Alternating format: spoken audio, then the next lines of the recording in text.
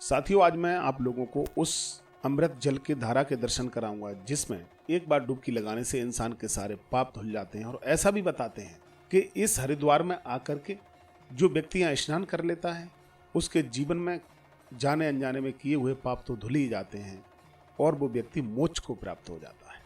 हरिद्वार में जो हर की पौड़ी है, यहाँ पर गंगा स्नान करने का बहुत ज़्यादा महत्व बताया जाता है। ऐसा बताते हैं जिस समय समुद्र मंथन हुआ था और धनवंतरी जिस समय अमृत का कलश लेके घोड़े पर विराजमान होकर के देवलोक में जा रहे थे, उस समय अमृत की कुछ बूंदें छलक करके वो हमारे भारतवर्ष में 4 जगह गिरा था। हरिद्वार, उज्जैन, नासिक और प्रयाग। ये ऐसे तीर्थ बन गए, इनमें स्नान करने से व्यक्ति ऐसा बताते हैं कि अगर सच्चे दिल से कोई भी जाता है तो वो मोक्ष को प्राप्त हो जाता है। इसलिए हरिद्वार को ईश्वर का द्वार भी कहते हैं।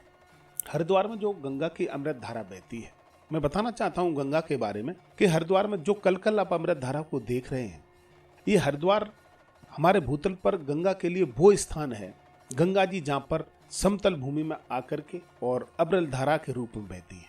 मैं साथ ही साथ आपको ये भी बता दूं, गंगा जी का जहाँ से उद्गम हुआ है, गंगा जी जहाँ से निकली हैं, वो जगह का नाम है गौमुख। गौमुख हरिद्वार से 253 किलोमीटर पहले पड़ता है, जहाँ से गंगा जी निकलती है।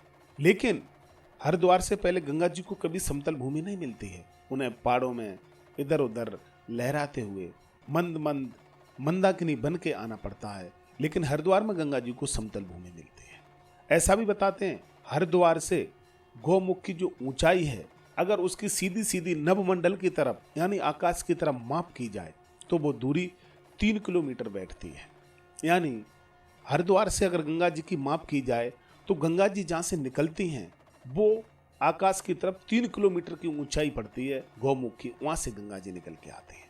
साथियों, साथ ही साथ मैं आप लोगों को ये भी बता दूं, जो आप ये अमृत की धारा देख रहे हो हरिद्वार में बहती हुई, इतना निर्मल इतना स्वच्छ जल आप लोग देख रहे हैं, इस जल को जल ना कह करके इसे अमृत कहा जाए तो कोई अतिशयोक्ति नहीं होगी। और मैं आपको एक चीज और बताना चाहता हूँ, हरिद्वार का जो ये क्षेत्र है, हरिद्वार का जो ये भूभाग है जहाँ पर माँ गंगा कल कल करके बहती हैं, ये पहले उत्तर प्रदेश में आता था। लेकिन नवंबर सन 2000 में जब राज्यों का बंटवारा हुआ, ये गंगा जी, ये हरिद्वार का भूभाग उत्तराखंड में पहुंच गया है। पहले ये उत्तर प्रदेश में था, अब ये उत्तराखंड में पहुंच गया है। साथियों, मैं आप लोगों से बार बार एक ही बात कहना चाहता हूँ, हरिद्वार में व्यक्ति आने से, गंगा जी के इस निर्मल जल में नहाने से जीवन में सुख, शांति और समृद्धि को प्राप्त करता है। आप लोगों को जब भी जीवन में कभी मौका मिले, इस मौके को चूकिएगा मत।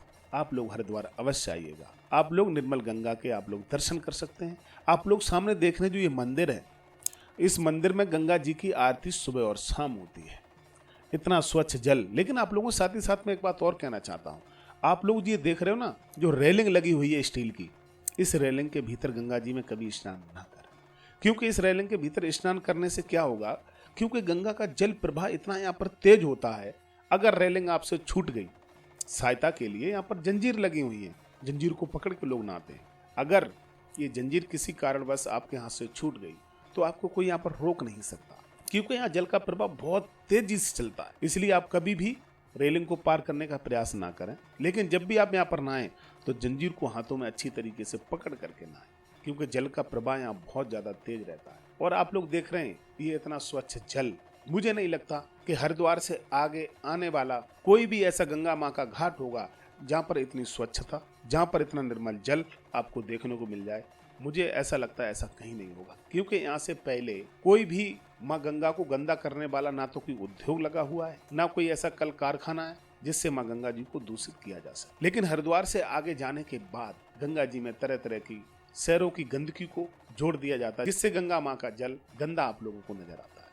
आप लोगों से मैं ये गुजारिश करूंगा, इस वीडियो को पूरा देखें और ज़्यादा से ज़्यादा इस वीडियो को शेयर करें, जिससे ये वीडियो सभी सनातनी भक्तों तक पहुंचे और आप लोग इस दिव्य जल के दर्शन कर सकें।